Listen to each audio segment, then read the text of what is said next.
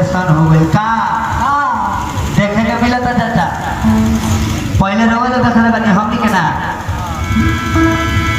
कि दूध दही के नहीं खे जाबाना आ लोग खाता अंडा हो आ जहाँ होला रामायण गीता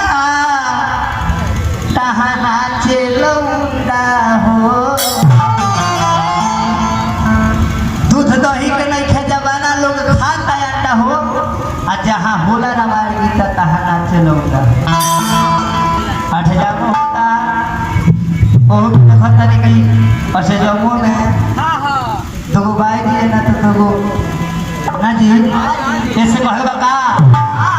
अरे दूध दही के नहीं खे जाबाना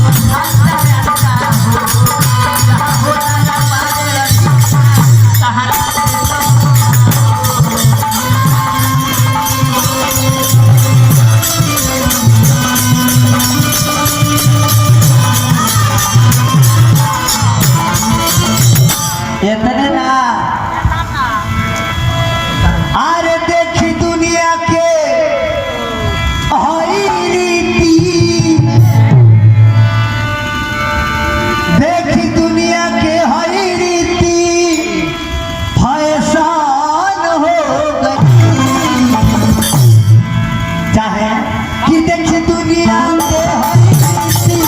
फैशन हो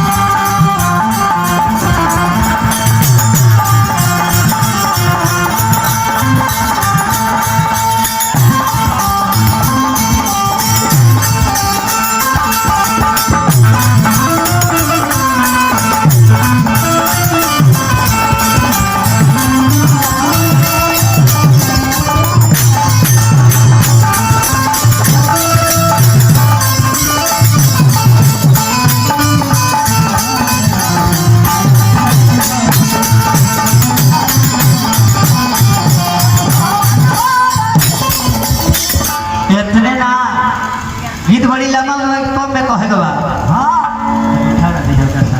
बोलना पर बुझाता नहीं है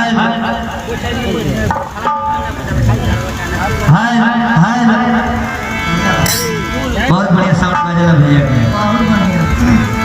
कैसे हमारी कहेगा का इतने ना मुसा भैया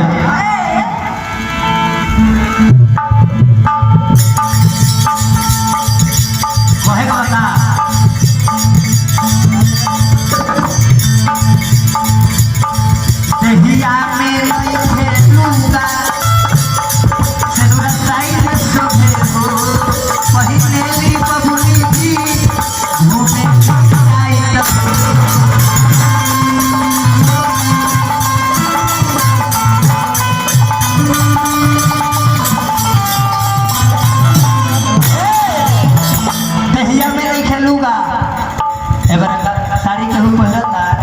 जींस पाए और सेनूर बीच में बहुत कम लोग तुम्हारे तरह से उलट के साइड हटा दी है तो उनको मेहरा भी कर दी है जी गणपतिया पर तेहिया में नहीं होगा साइड में सोचे हो पहले भी